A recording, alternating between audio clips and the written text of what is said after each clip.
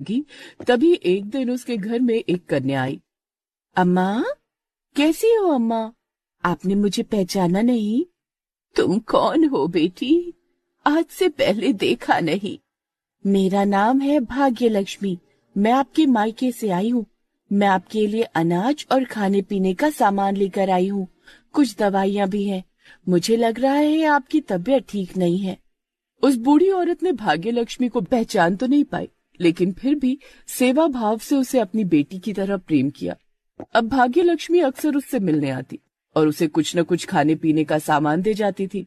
साथ में ढेर सारी तुलसी के पत्ते भी रख जाया करती थी। ऐसे ही दिन बीतते गए। उनकी तीनों बहुओं को अजीब लगा, ये बुढ़िया तो दिन ब दिन और भी निखरती जा रही है। इसके पास खाने का सामान कहाँ से आता है? हमने तो सोचा था इसे अलग कर देंगे तो ये जल्दी मर जाएगी, लेकिन ये तो और तगड़े हुए जा रही है। हमें किसी भी तरह पता करना ही होगा। जब ये बुढ़िया गंगा स्नान के लिए जाएगी तो हम लोग इसके कमरे में जाकर देखेंगे कि आखिर मामला क्या है। जब उनकी सास सुबह सुबह गंगा स्नान के लिए चली गई, तब तीनों बहुएं उसके कमरे में आई तो देखा ढेर सारा अनाज, खाने पीने का ढेर सारा सामान रखा हुआ था। इतना सारा खाने पीने का सामान, इसे आखिर कौन दे जाता है? देखो तो कितना ढेर सारा प्रसाद भी रखा हुआ है। ऐसा करते हैं, इसे उठाकर नाली में फेंक देते हैं। ना रहेगा बांस, न बजेगी बांसुरी, फिर ये बुढ़िया जल्दी ही मर जाएगी।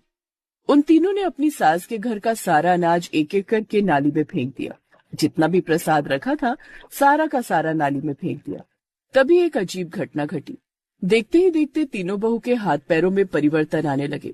तीनों देखते ही देखते इंसान से कुतिया बन गई। उनके पतियों ने ये सब देख लिया और हैरान हो गए। अरे, ये क्या हो रहा है? कोई मेरी बीवियों को बचाओ भैया। ये तीनों तो हमारे देखते ही देखते कुतिया बन गई। ये सब कैसे हो गया? पापा, मम्मी कहाँ है? मुझे मम्मी के पास जाना है। ये कुत्ते हमारे घर में क्यों घुस रहे हैं? इन्हें भगाओ जल्दी से, भग भग।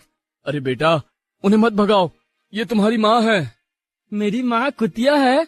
ये आप क्या कह रहे हो पापा? भैया वो सब छोड़ो, अब जल्दी से सोचो क्या करना है। तुम तीनों ही कुछ बोलो, तुम तीनों कुतिया कैसे बन गई? कैसे हुआ ये सब? तीनों बहुएं कुतिया की तरह भौंक रही थी। वो अपनी भाषा में कुछ कहना चाह रही थी, लेकिन उनके पति तो इंसान थे, उन्हें कुछ भी समझ में नहीं आ रहा था।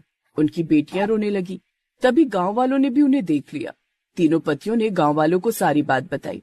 हे राम, ये क्या हो गया? अम्मा जी गंगा स्नान करने के लिए गई हैं। चलो उन्हें चलकर बताते हैं। वो जैसे ही गंगा नदी के पास पहुंचे तो देखा कि वहां पर उन तीनों बहुओं की सास भगवान विष्णु और लक्ष्मी माँ के भजन गा रही थी। गांव वाले तुरंत उनके पास पहुंचे और उन्हें बताया कि उनकी तीनों बहुएं कुतिया बन गई हैं। ये क्या बोल रहे हो तुम लोग? ऐसा कैसे हो सकता है? माता जी, अगर आपको हम पर भरोसा नहीं है तो आप खुद ही जाकर देख लीजिए। आपके तीनों बेटे बहुत परेशान हैं। अब तो लगता है आपकी भक्ति ही उन्हें बचा सकती है। उनकी सास तुरंत भागकर अपने घर आ गई। उसने देखा कि वाकई उसकी तीनों बहुएं कुतिया बन चुकी थी। उसने अपने बेटों से पूछा, लेकिन उन्हें कुछ नहीं पता था। चिंता मत करो बच्चों, भगवान पर भरोसा रखो, सब कुछ ठीक हो जाएगा। मंदिर में एक महात्मा जी हैं, मैं उनसे जाकर पूछती हूँ, वो जरूर इसका कोई न कोई उपाय बताएंगे। वो उसी वक्त मंदिर चली गई। उसने सारी बात साधु बाबा को बताई। आपकी बहू के साथ जो भी हुआ है उनके कर्मों का ही फल है। अब उनका कुतिया से इंसान बनना बहुत मुश्किल है। बाबा, अगर मेरी भक्ति में जरा भी शक्ति होगी या जरा भी सच्चाई होगी तो इसका कोई ना कोई उपाय जरूर निकल आएगा। अब आपकी भक्ति ही आपकी बहुओं को बचाएगी। कार्तिक पूर्णिमा वाले दिन कम से कम 7 ब्राह्मणों को भोजन कराना पड़ेगा। फिर उन्हीं ब्राह्मणों का जूठा भोजन अपनी तीनों बहुओं को खिलाना पड़ेगा। सबसे जरूरी बात, 1 हफ्ते तक आपके द्वारा स्नान किए हुए पानी से आपकी बहुओं को स्नान करना पड़ेगा। यानी जिस पानी से आप नहाओगी उसी जूठे पानी से आपकी बहुओं को लगातार 7 दिनों तक नहाना पड़ेगा। तब जाकर वो फिर से इंसान के रूप में आ पाएंगे।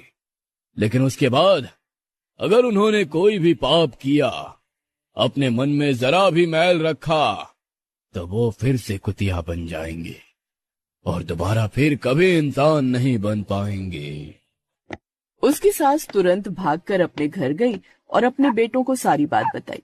अब उनके बेटों के पास इसके अलावा कोई दूसरा चारा नहीं था, इसीलिए उन्होंने कार्तिक के महीने का इंतजार किया। करीब 2 महीने तक वो तीनों बहुएं कुतिया बनकर ही रहीं।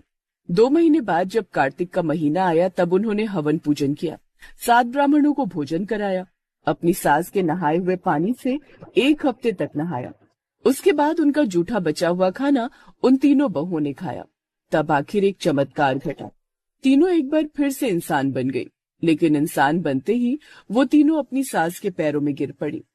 हमें माफ कर दीजिए सासू माँ, हमें हमारे कर्मों का फल मिला था, हम कभी कुतिया से इंसान ना बन पाते। अगर आपकी भक्ति में ताकत ना होती, हम तीनों ने जानबूझकर इस घर का बंटवारा किया था क्योंकि हम आपकी पूजा प्रार्थना से चिढ़ते थे। लेकिन अब नहीं, अब हम सब एक साथ रहेंगे और कभी कोई गलत काम नहीं करेंगे। उस दिन के बाद तीनों बहुएं एक साथ रहने लगी और अपनी सास की खूब सेवा करने लगी।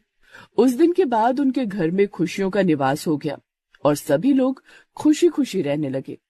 इसलिए हमें कभी भी किसी की भक्ति पर सवाल नहीं उठाने चाहिए और ना ही किसी के बारे में गलत बोलना चाहिए।